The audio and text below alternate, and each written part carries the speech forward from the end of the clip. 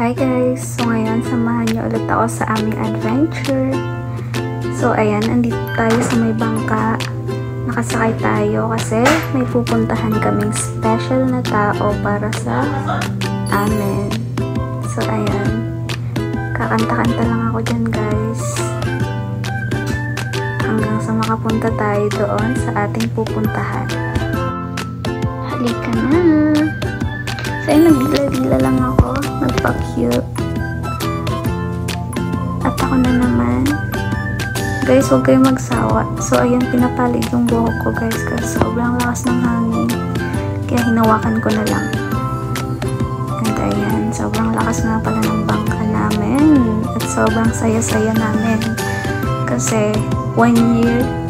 Sa isang 1 year, guys. Sa isang 1 year. I mean, 1 year, isang beses lang kami pumupunta dito. Kaya, very special talaga yung taong to.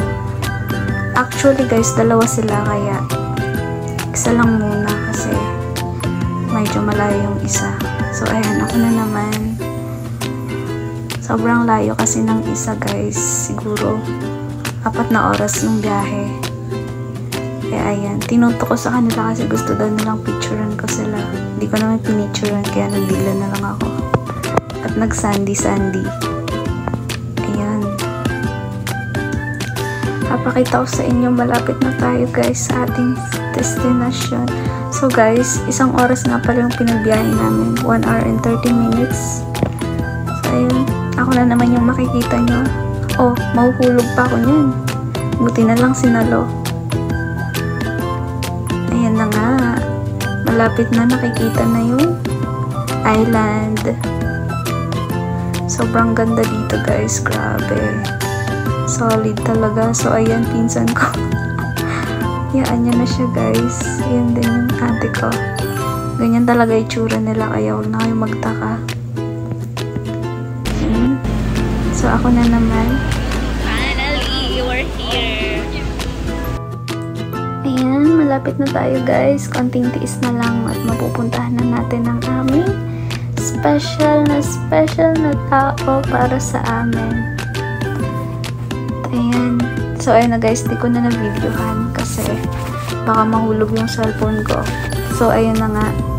Bumaba kaming ganyan kasi maraming bato. Hindi makalusot yung bangka namin. Baka daw mabutas. So, ayun na nga si mama na nauna na siya. At ako yung sunod. Grabe guys, sobrang mabato siya. Kaya hindi na inabot yung bangka namin. Ayan. Mukha kaming nagdagsaan guys.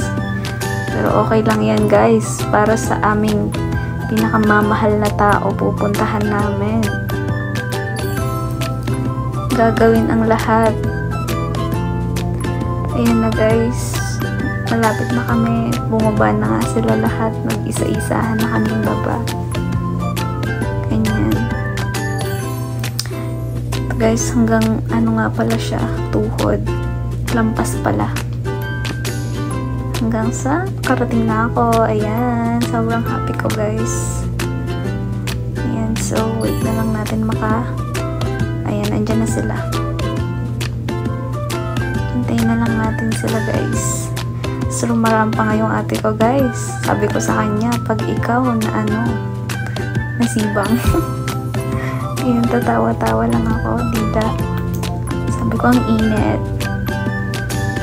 Smile lang, carry lang yan, B. Ayun na nga. Ewan ko kung ano tawag dyan eh. Pero sige, di ko talaga alam.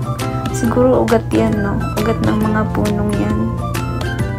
Ayun, naglalakad-lakad na nga kami, guys. Yan yung pinsan ko, sobrang pangit. Yan, lalakad-lakad lang kami hanggang sa makarating kami sa aming destinasyon. Sorry guys. Ayan na.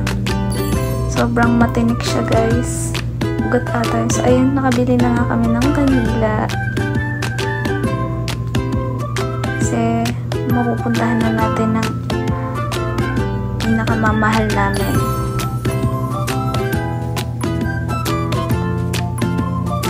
Sobrang daming tao guys kasi November 3 siya.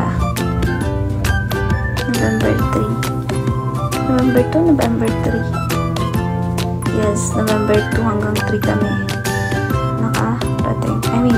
Nagstay. So, ayan.